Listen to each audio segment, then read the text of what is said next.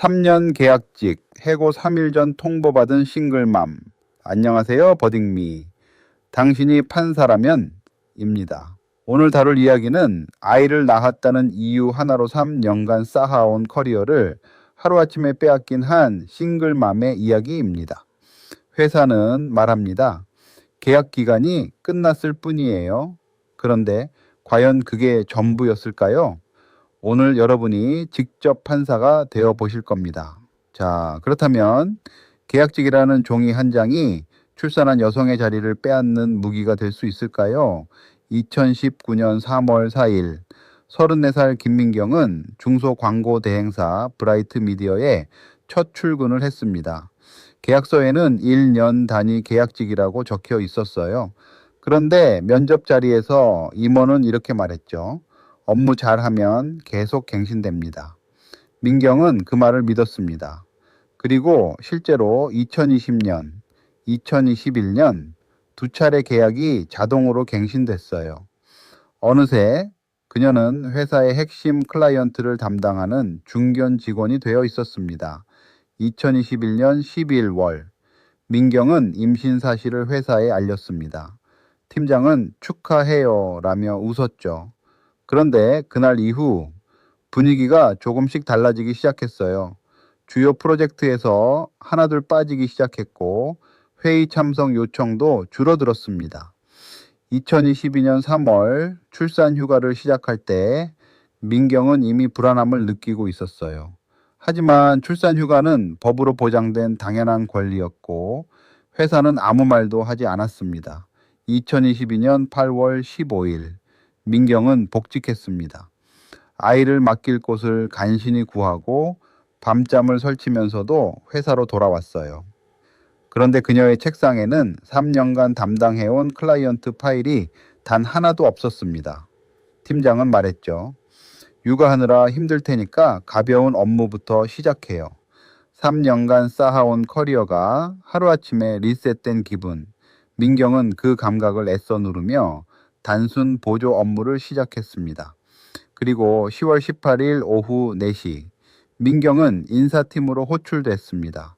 인사 담당자는 A4 용지 한 장을 내밀며 담담하게 말했어요.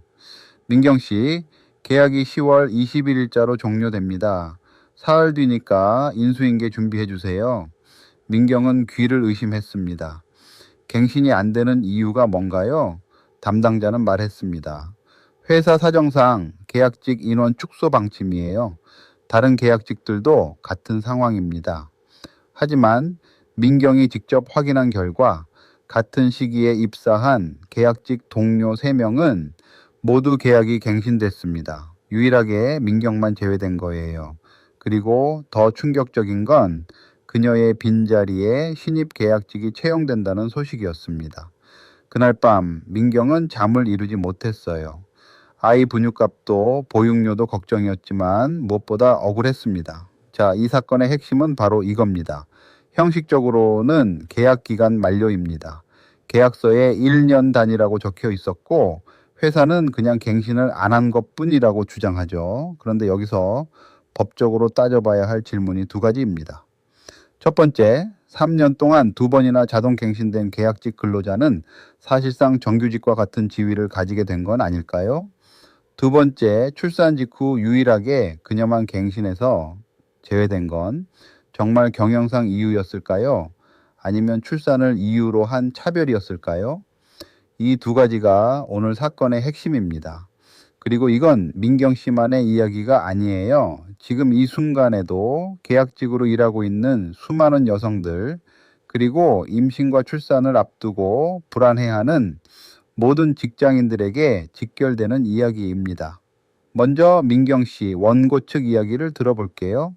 민경은 3년 동안 단 한 번도 낮은 평가를 받은 적이 없었습니다.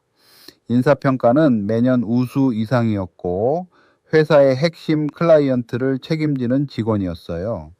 계약이 2번이나 아무 조건 없이 자동 갱신됐고 회사도 별다른 갱신 거부 통보를 한 적이 없었습니다. 그리고 결정적으로 그녀는 내부 메신저 대화를 증거로 제출했어요. 출산 휴가 중 팀장과 임원이 나눈 대화였습니다. 민경 씨, 복직하면 어쩌지? 계약갱신 안 하면 되죠. 어차피 계약직인데.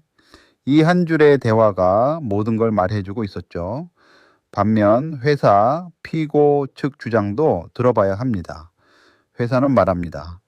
계약서에 1년 단위라고 분명히 써 있었고 민경 씨도 그걸 알고 서명했습니다. 계약 기간이 만료됐을 뿐이에요. 해고가 아닙니다. 또 이렇게 주장했어요. 경영이 어려워져서 계약직 인원을 줄이기로 한 겁니다. 출산과는 전혀 관계없어요.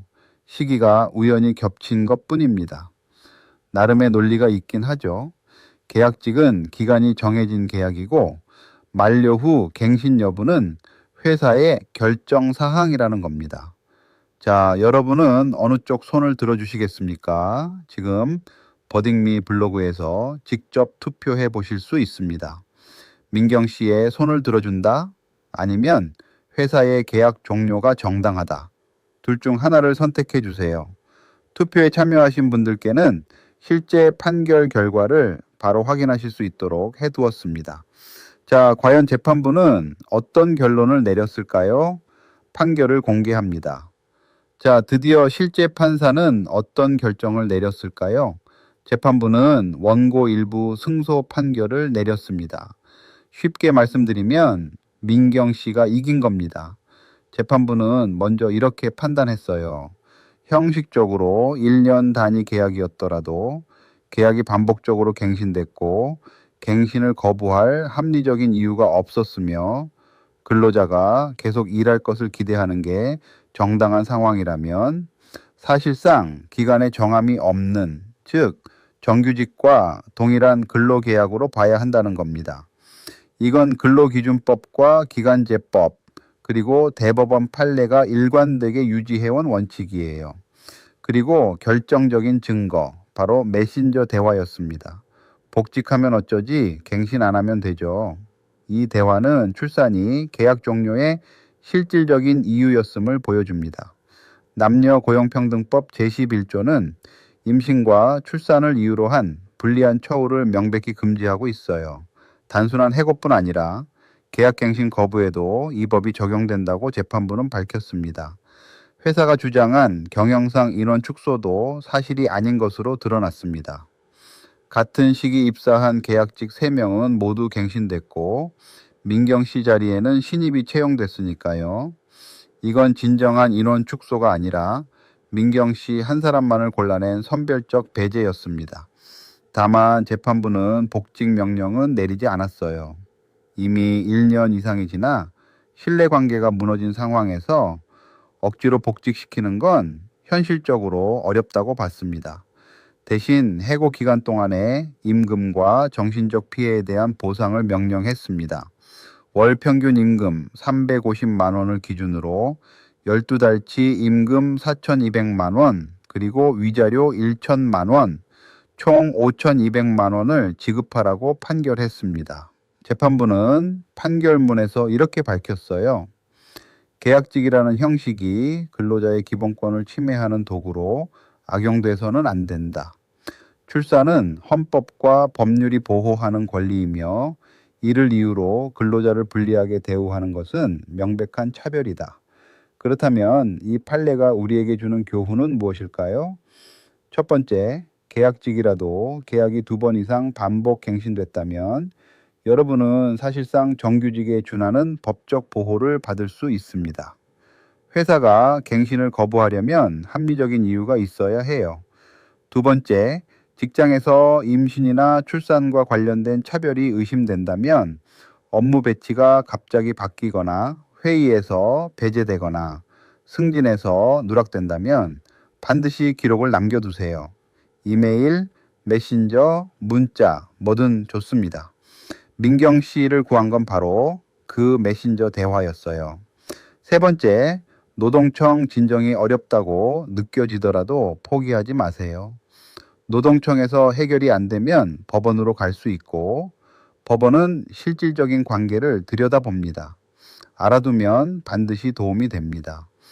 계약서에 계약직이라는 글자 하나가 모든 것을 결정하는 건 아니에요. 당신이라면 어떤 판결을 내리셨을까요?